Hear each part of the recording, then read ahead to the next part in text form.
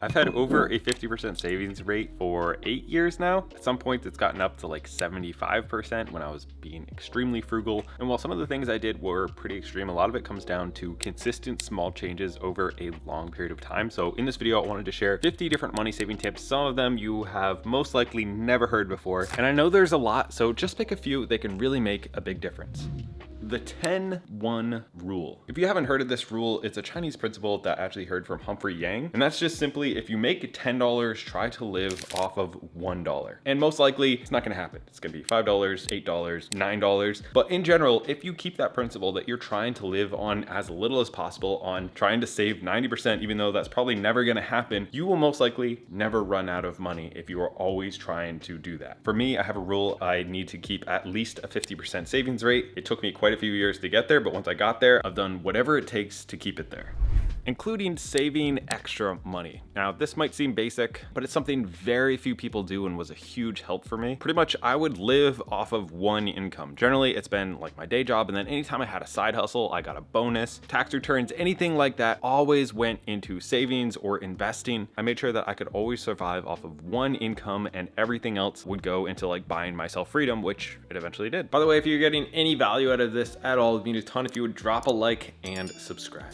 Use tools to your advantage, and I want to show you a few tools that I have been using for a while. One of them is Gas Buddy. If you don't know what this is, it pretty much like finds the cheapest gas. Well, if it's only like a 5 or 10 cents difference, I don't think it's worth driving an extra 5 minutes for it, because the amount of gas that you burn is probably gonna like negate that. But sometimes you can find gas that's literally like 50 cents or $1 cheaper than other places by using this app.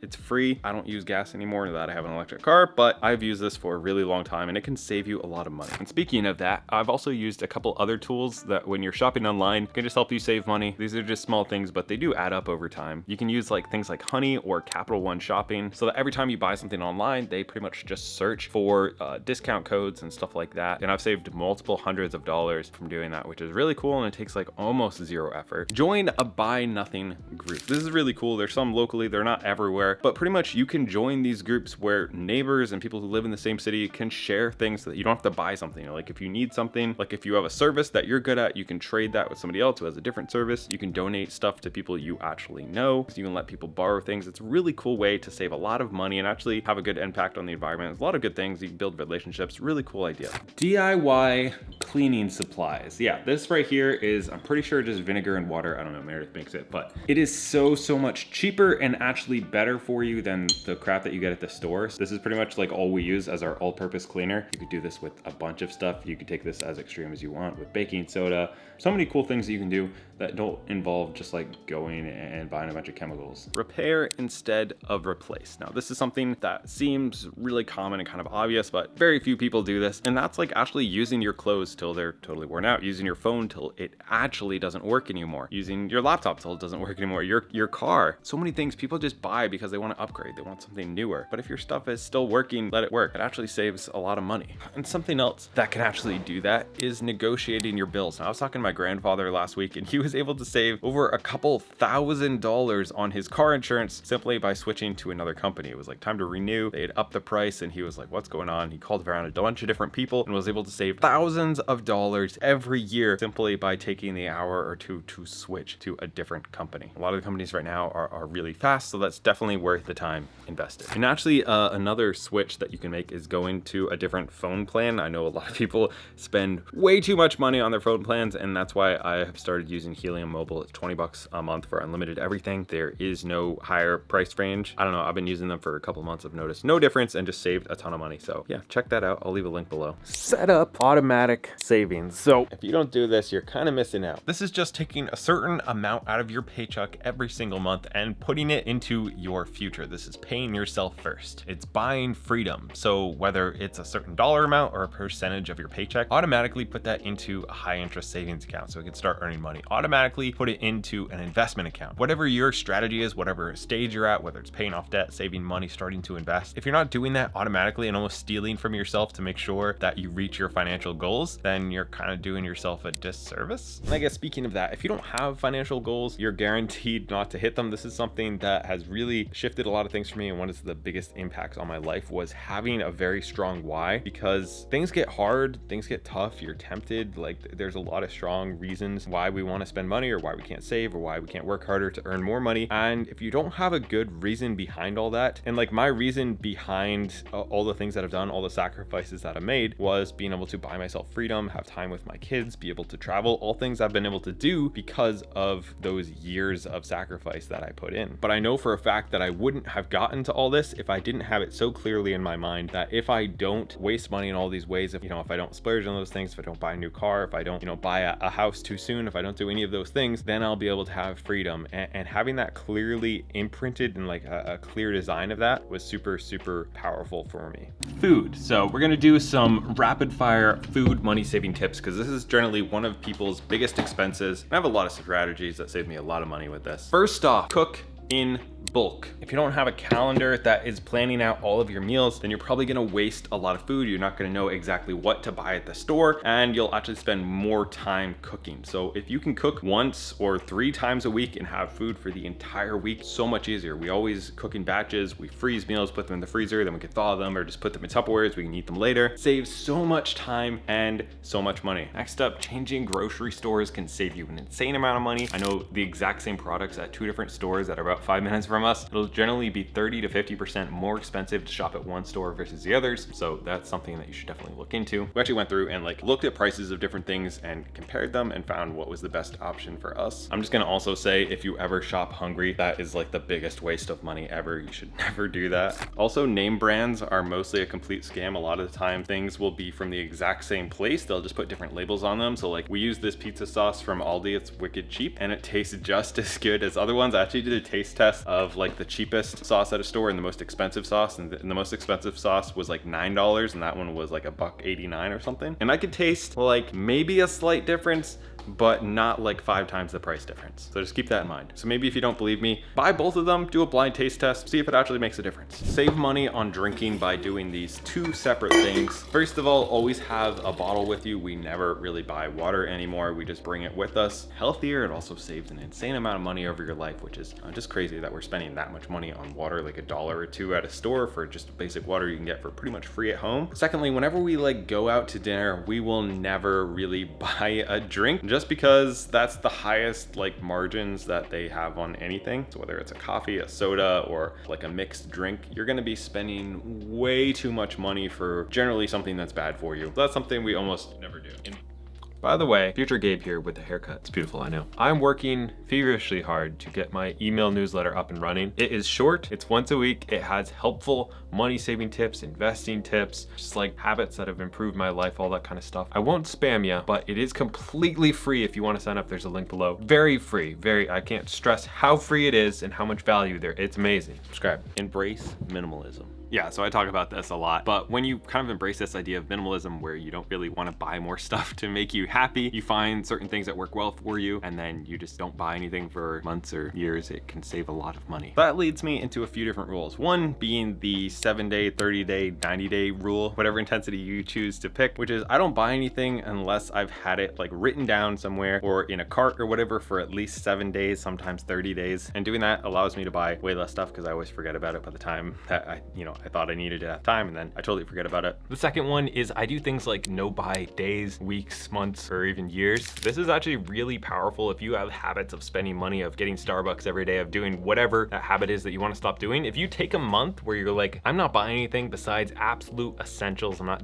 like food, paying for rent, Starbucks is not essential, I'm just not doing it for 1 month, it can cure a ton of your habits. And this is a really powerful one that we use at least once a year where we'll try to do a no spend month. And it's like a really good reset. I've even talked to people who've had no spend years where they've tried to not buy anything besides essentials for an entire year, and they have absolutely loved it. So I would highly recommend that. Remember this right here is how many weeks I would have if I lived to be 90, and yeah, that's where I'm at right now. This is kind of similar to those goal setting ones I talked about, where if you look at your life and you ask, is all the stuff that I'm spending money on aligned with how I want my life to live, and do I want to spend my entire life working for money because I never have enough enough of it that I'll be able to stop working until I'm like 65 or something. Having that mindset will make a ton of these decisions actually for you. It'll help you optimize these. It'll help you with this. When I shifted my mindset to this, just kind of understanding that I will not be at this day job next year. There's 0% chance. I will do whatever it takes to make that happen. I just need to get out of this so that I can do something that I love every day. I can have freedom. I can, get my wife out of working, all this stuff. My life, everything changed. I spent way less money. I earned more money. Everything changed because I made this really strong decision that I will not spend this amount of time making somebody else rich and not having enough money and struggling with it forever. I cannot let that happen. I will not let that happen. I will do whatever it takes to buy back this amount of stuff right here. Like this amount of time, I want it. I need it. You do too. Don't let it happen. By the way, it's also really important to realize that at a certain point, you cannot save any more money. Like if you're already doing all this tips and you can't save more than another $100 or $200 a month, it might actually be more efficient to try to focus on learning high value skills so that you can earn more money, because there's no cap on how much you can earn, but there's a big cap on how much you can save, because at some point you just can't save any more money. So be honest with yourself. However, most people are not there. So there's a lot of really good things that you can do to save money, but if you're already there, then maybe focus on earning more.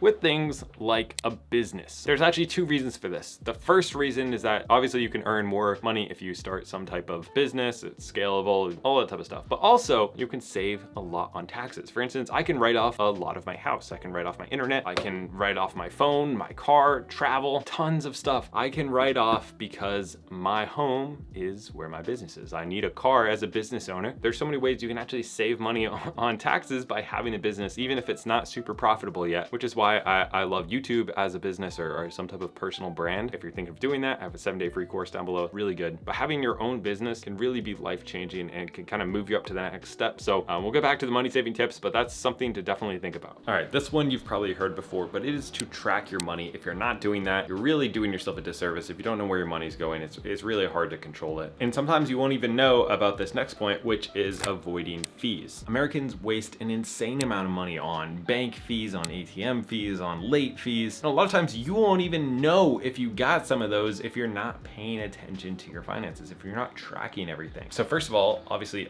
try to avoid all of those things, but secondly, make sure you're tracking it so you know what to avoid. And even when I started budgeting or going through, like my monthly credit card statements, I realized that I had, a Netflix account that I wasn't using. We had 2 HBO accounts somehow that I didn't even realize. The more you actually see where your money's going, the more ways you're actually going to be able to save by cutting out subscriptions or just seeing how you're spending your money. Stay healthy. Staying healthy can actually save you a lot of money. I haven't been to the doctor in 9 years, something like that. It's probably not a good thing, but I haven't needed to. And if I don't need to, I generally don't go. I did go to the dentist last year, and the first time in like 5 years, and I had 0 cavities because I take really good care of my teeth. I avoid sugar. I pretty much always feel good because I'm very active and I work very hard to go to the gym consistently and all that type of stuff. And doing that can actually save you a lot of money, especially in the long run. So you have a lot of control over your health, whether that's exercising or your diet. And having good health can save you a lot of money. So whatever is actually in your control, try to control it. Consider a smaller home. Now, I get comments a lot about like, man, that guy has a big home for a minimalist and all this stuff. What they don't see is that this is actually cheaper than like a 1-bedroom apartment, because I do something called house hacking, where I live in one unit, I rent out the other unit, and that pays for a lot of the mortgage, taxes, and insurance. And I've done this for the past 5 or 6 years. I'm on my 3rd one right now, and this one happens to be big. Other ones have happened to be small, but for 3 or 4 years, I literally didn't pay for my housing at all, and now we pay very little for our housing. And that's been the main catalyst that has allowed both me and my wife to leave our jobs, is controlling our biggest expense. And a lot of Americans spend like 40% of their income on their housing. So if you could buy a multifamily or a single family with an attached dwelling, or rent part of your house out, or do something like that, or just move to a smaller place, you could make a massive impact on your finances, more than probably most of this other stuff put together, just by changing where you live to something either cheaper or smaller, or like us, even bigger, but still cheaper somehow. That also reminds me, if you do have a mortgage, try paying your mortgage twice a month. This will actually change how much goes towards the principal, and over the life of your loan, if you're paying for it for 30 years, you could end up saving tens of thousands or hundreds of thousands of dollars by paying twice a month, like once at the beginning of the month, once in the middle of the month. Very interesting how that works, and can save you a lot. Invest in quality. So as a very frugal person, I've always had this kind of mindset that cheaper is always better, but that has burned me like a billion times. I've bought jackets that fall apart within a couple months, but they were 40 bucks, so like whatever. And then I've bought like dishwashers that were cheap and didn't like wash dishes very well, clothes that were cheap and didn't fit, so therefore I never wore them, and they ended up being more expensive per use than things that were like 20 times more expensive, but I wore, you know, 100 times more. So always like kind of practice mindful spending and think about, is this something that I'm gonna use for a very long time? Does it add something to my life? Am I like